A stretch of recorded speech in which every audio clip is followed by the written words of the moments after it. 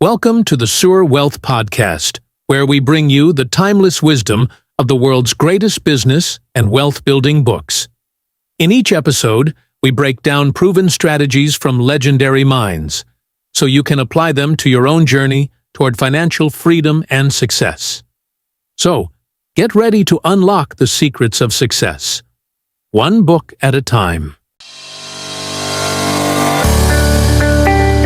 Welcome back to the deep dive. So this is it, the final part of our look into James Clear's Atomic Habits. That's right. And for everyone tuning in from Show Wealth, we're really focusing this, laser focusing it on wealth building, how these tiny habits connect to, well, financial success. Exactly. We've gone through the nuts and bolts of habit building, and now it's about tying it all together for, growing your wealth. We wrapped up last time, episode 6, that was looking at the advanced stuff, chapters 18 to 20, the Goldilocks rule, environment design. Right, the real fine-tuning, which was great. But now, the big picture question, I guess, what's the actual secret here for lasting financial results using this Atomic Habits framework? Yeah, because it's definitely not just about, gritting your teeth and having more willpower, is it? No way, it can't be. And that brings us to this really interesting idea called the Sorites paradox. Have you heard of it? Sorites paradox. Doesn't ring a bell immediately. Tell me more. Okay, so picture this. Can one single coin, like a penny, make someone rich? No, obviously not. What about, say, 10 pennies? Or 100? Still no, not rich. Right. But you keep adding one coin at a time, right? Penny after penny. Eventually, you will have a big pile of money. A fortune, maybe? Okay, yeah, I see where this is going. So the paradox is, at what exact point does adding one more coin make the difference between not being wealthy and suddenly being wealthy? Whoa. Okay, yeah, that's tricky. There's no single coin that does it. Precisely. It's a gradual accumulation. And that maps perfectly onto financial habits. So that one coffee you skip or that, $5 you stash away today, it feels like nothing on its own. Exactly. Like it doesn't move the needle at all. But pile up enough of those skipped coffees or saved fivers over time. And that's where the significant wealth comes from. It's the compounding effect of those tiny, consistent actions. So it's less about one massive, life-changing 1% financial improvement. Yeah, forget that silver bullet idea. It's more about having dozens of these small atomic financial habits. Things like automating savings, tracking spending briefly, maybe negotiating one bill. Right. All working together like a system. A system. That's the key word. Each tiny positive action is like a building block for your financial future. Okay, let's dig into that a bit. Okay. Because I know people listening might be thinking, look, I tried that. I cut back here, tracked stuff for a week. It felt totally pointless. Oh, yeah, absolutely. That's a really common feeling, isn't it? It really is, like rearranging deck chairs on the Titanic, That's a great analogy. And it's true.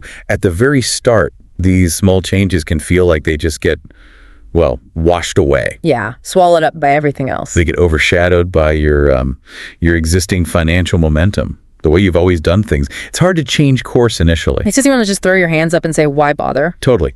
But here's the encouraging part, the part that ties back to the paradox. If you stick with it, if you consistently layer in these small, positive financial habits. Like what?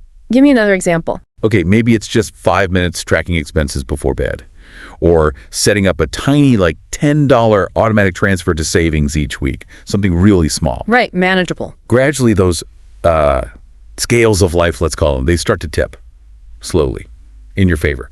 Each little habit adds a tiny counterweight to the good side. So it's not a sudden jump then, more like a slow, steady climb. Exactly. It's persistence. And if you keep at it, you eventually reach this critical mass, a tipping point. The tipping point. Yeah. And suddenly, or maybe not so suddenly, it feels easier. Sticking to good financial habits feels less like effort, more automatic. The inertia shifts? Precisely. The system starts working for you, not against you. Your savings start compounding noticeably. Your tracking leads to smarter choices. Yeah. The whole financial picture improves. That makes a lot of sense, like pushing a heavy flywheel, right? Tough to start, but once it's going... It keeps spinning with less effort, yes. So it's not about finding a quick fix. It's about fundamentally redesigning your financial system. Okay, redesigning the system. That connects to another big idea from the book, doesn't it? It does. This quote really sums it up for wealth building. Success is not a goal to reach or a finish line to cross. It is a system to improve, an endless process to refine. Let that sink in. An endless process to refine. Yeah, think about your own finances through that lens. Because honestly, I think so many of us get fixated on the goal, right? I want $1 million by age 50 or whatever. Right. Big, hairy, audacious goals. And when we miss those arbitrary targets, we feel like failures, like we just didn't have the willpower. And that's exactly where Atomic Habits offers a different perspective. If you're struggling with building wealth, maybe it's not you that's the problem. Okay. Maybe it's the system you're using or, the lack of one. So if our current financial habits, our system isn't working, how do we actually build a better one using these principles? This is where the 4 laws of behavior change come back in. Yeah. They are like pure gold for finance. Remind us quickly. Make it. Make it obvious, make it attractive, make it easy, and make it satisfying. Got it. Obvious, attractive, easy, satisfying. Okay. How do we apply those to money? Okay, let's break it down. To make a good habit like saving obvious. Well, automate it. Set up that recurring transfer so you don't even have to think about it. Right. Just happens. Obvious. Okay. Attractive. Make saving attractive by linking it to something you really want. Visualize that down payment or that debt-free feeling or that amazing trip. Connect the saving to the dream. Okay. Making the abstract feel real and easy. Easy. Automate bill payments. Use budgeting apps that simplify tracking. Reduce the friction, the hassle of managing money responsibly. So less effort involved.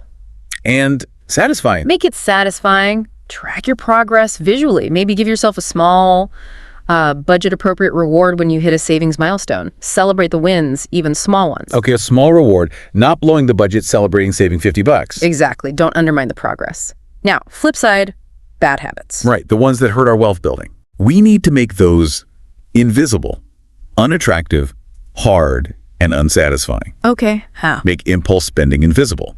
Unsubscribe from tempting emails, maybe avoid browsing shopping sites just for fun.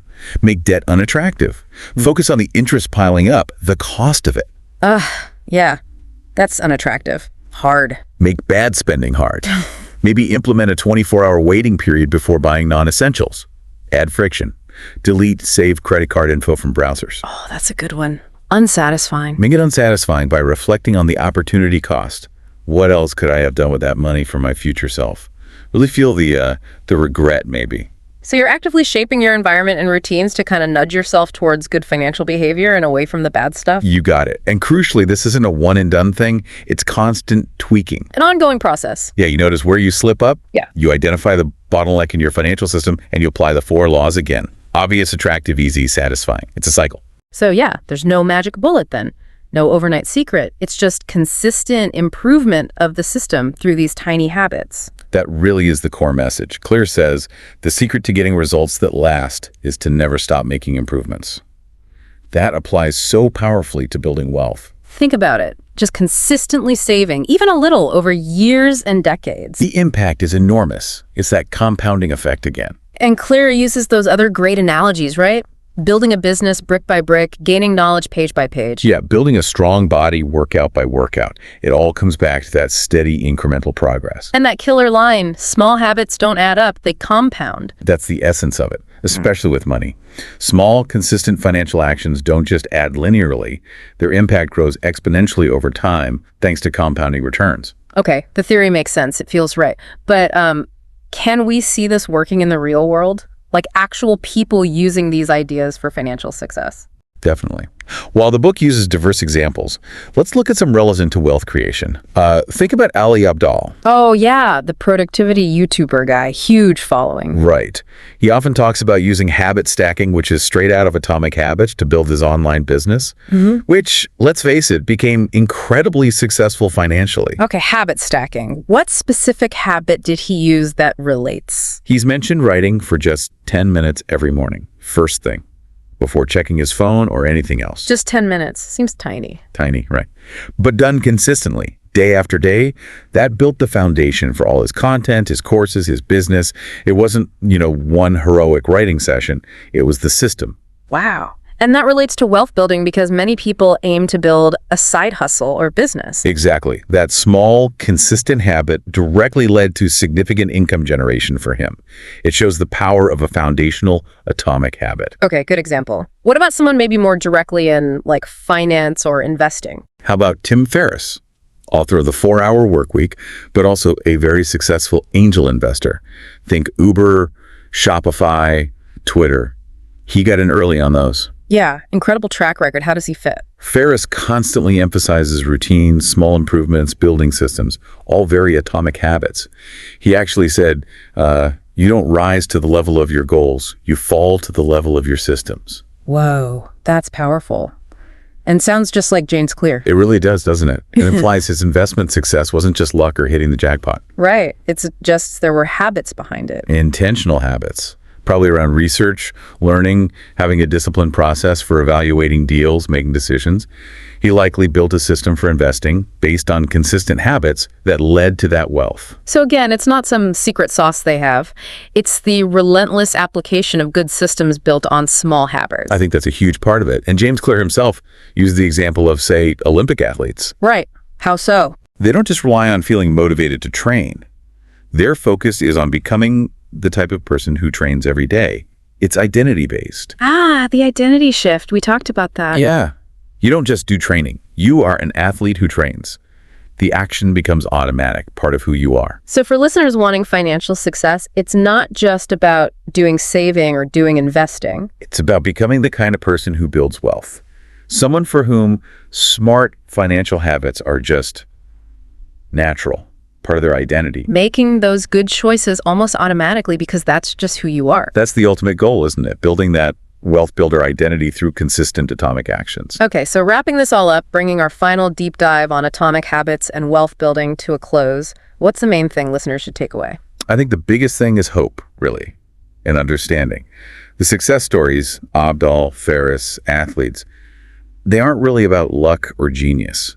They're about consistency. Consistency and systems. Exactly. Yeah. Building effective systems based on small, sustainable habits. That's the path. So, if you've been listening to this series, and maybe you've started just one thing, automating $20 to savings, tracking spending for 5 minutes, anything. You're already doing it. You're already starting down that path. You're starting to become that person who builds wealth intentionally, which is, the core of the sure wealth mindset we talk about. Absolutely. It's not about finding some get-rich-quick scheme. It's about laying that solid foundation, one tiny habit, one atom at a time. Well said. And seriously, if you haven't read the book itself, we really can't recommend Atomic Habits enough. Grab a copy. Yeah, the link's in the description. It's one you'll likely go back to again and again. Definitely a foundational resource for building better financial systems and ultimately lasting wealth. Truly is a game changer for many people. Okay, now, before we sign off, make sure you're subscribed and have those notifications turned on because our next deep dive... Oh, man! Anticipation. Yeah. It's going to be, seriously. We've got another powerhouse title lined up, something that will stretch your mindset even further, really elevate your financial thinking, and help you lock onto your purpose. Sounds intriguing. Can't wait. You really don't want to miss it. It's going to be good. We're super excited about the next one. All right, that wraps up this deep dive. Thanks so much for tuning in and exploring atomic habits with us. Yeah, thanks everyone. Until next time, take care. Bye for now.